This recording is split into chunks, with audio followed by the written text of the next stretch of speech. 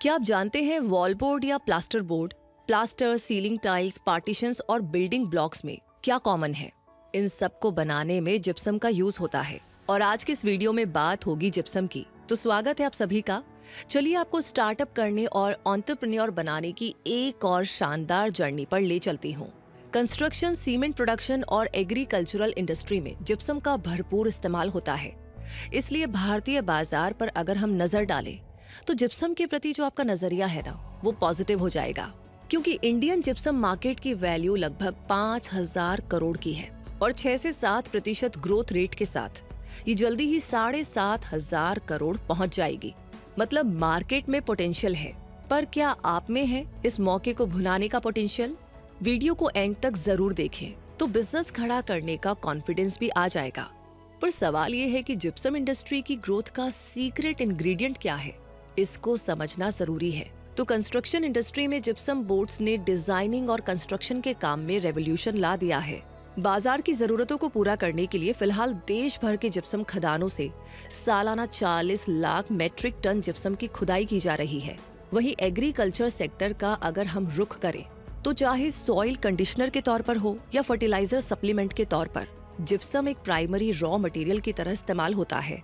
Cement production में gypsum एक critical component है जो सीमेंट के हार्ड होने के प्रोसेस को स्लो डाउन करता है, वरना पानी डालते ही सीमेंट तो जमकर के पत्थर बन जाएगा। सीमेंट मैन्युफैक्चरिंग बिजनेस कैसे शुरू करें, इस पर एक कंप्लीट वीडियो हमारी लाइब्रेरी में मौजूद है, आप उसे जरूर देखिएगा। हेल्थ केयर और डेंटल इंडस्ट्रीज में भी मेडिकल प्लास्टर्स और डेंटल प्रोडक्ट्स बनाने में इसका बहुत इस्तेमाल होता है। आगे बढ़े तो आर्ट एंड क्राफ्ट मटेरियल्स में जिप्सम रीढ़ की हड्डी है, चाहे स्कल्पचर्स हों या डेकोरेटिव आइटम्स, जिप्सम के बिना इनका बनना मुमकिन नहीं है।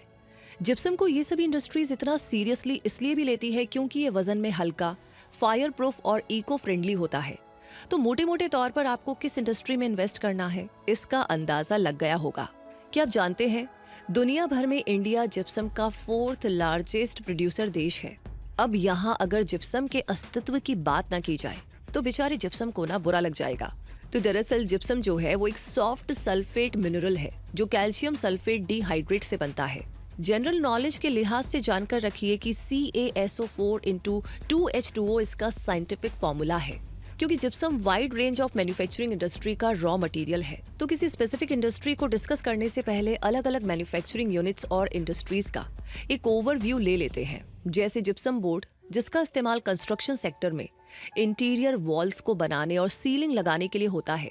इसके मैन्युफैक्चरिंग प्रोसेस में जिप्सम प्लास्टर के साथ पानी और ग्लू मिलाकर के हेवी पेपर्स के लेयर के बीच में लगाया जाता है। उसके बाद हीट देकर इसे सेट किया जाता है। तो घर हो या कमर्शियल बिल्डिंग्स, हर कहीं पर इनका इस्तेमाल होता है। अगला प्रोडक्ट है जिप्सम प्लास्टर, जो इंटीरियर वॉल्स के लिए इस्तेमाल होता है। इसके लिए जिप्सम के साथ पानी मिलाकर के इसका पेस्ट तैयार किया जाता है और फिर दीवारों पर लगाया जाता है। ऐसा करने से दीवारों को एक स्मूथ फिनिश मिलती है। वहीं जिप्सम सीलिंग को डेकोरेटिव आइटम्स की तरह भी यूज किया जाता है। इनको लगाने से घर या रूम की अकूस्टिक परफॉर्मेंस बढ़ती है और एक से दूसरे कमरे में आवाज नहीं जाती। साउंड प्रूफ सेटअप जैसे रिकॉर्डिंग स्टूडियोज बनाने में भी अकूस्टिक पैनल्स की डिमांड है। इनको इंस्टॉल करना भी आज के टाइम में काफी आसान होता है। जिप्सम ब्लॉक्स की बात करें तो ये बहुत अच्छे थर्मल और साउंड इंसुलेशन देते हैं। आमतौर पर इनको छोटे छोटे ब्लॉक्स में प्रोड्यूस किया जाता है। आर्किटेक्चरल डिजाइन्स बनाने के लिए जिप्सम मोल्ड्स और कास्टिंग का इस्तेमाल होता है।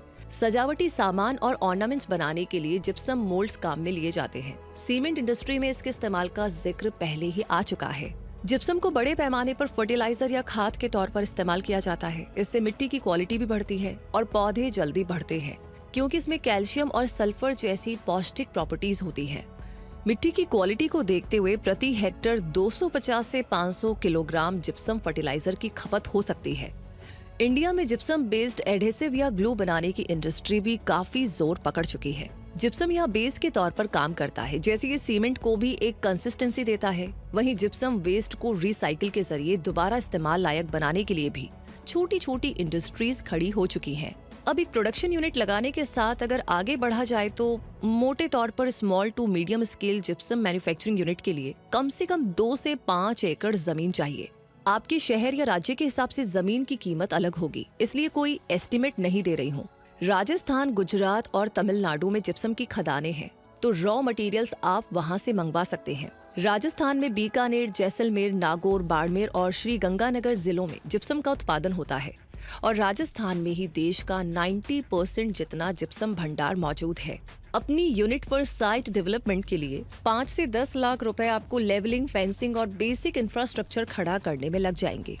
यूनिट में गोडाउन, प्रोडक्शन, पैकेजिंग जैसे सेक्शंस भी बनाने पड़ेंगे और यही नहीं, अलग अलग बिजनेस सेटअप की जरूरत को देखते हुए raw material storage area, crushing and grinding unit, heating area, mixing and moulding unit, drawing and cutting area भी होना चाहिए।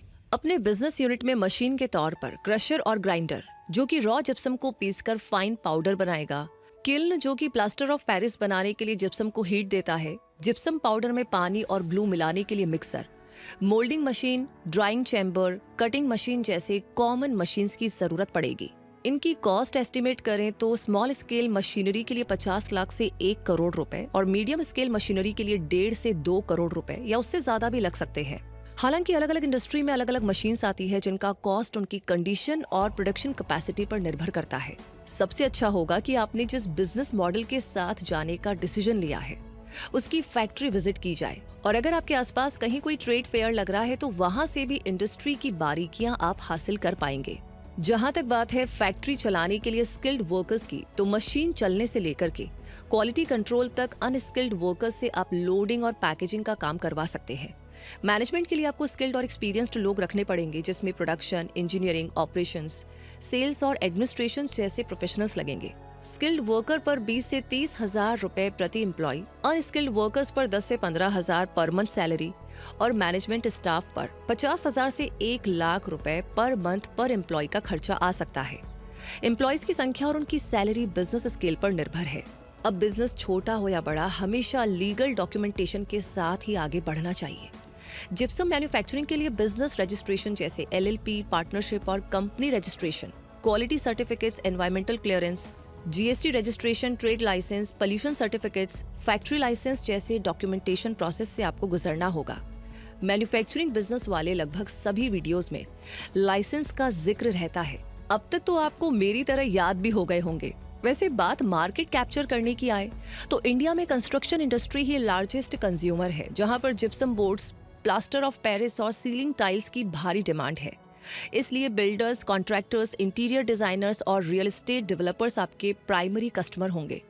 तो आपके आसपास जहां कहीं भी रेजिडेंशियल, कमर्शियल और इंडस्ट्रियल प्रोजेक्ट्स बन रहे हैं, वहां पर अपनी पहुंच आपको बढ़ानी पड़ेगी। इसके अलावा अफोर्डेबल हाउसिंग के लिए प्रधानमंत्री आवास योजना और स्मार्ट सिटीज मिशन में भी आप सप्लाई कर सकते हैं। वहीं मेडिकल और डेंटल इंडस्ट्री के लिए अगर आपकी company dental plaster, dental stone और इम्प्रेशन प्लास्टर बना रही है तो मेडिकल कॉलेजेस, नर्सिंग होम्स या मेडिकल कंपनीज को टारगेट करना होगा।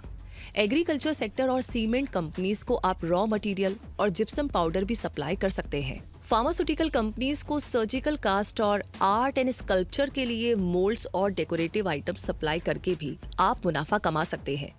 इन सभी इंडस्ट्री में जिप्सम की भारी खपत होती है।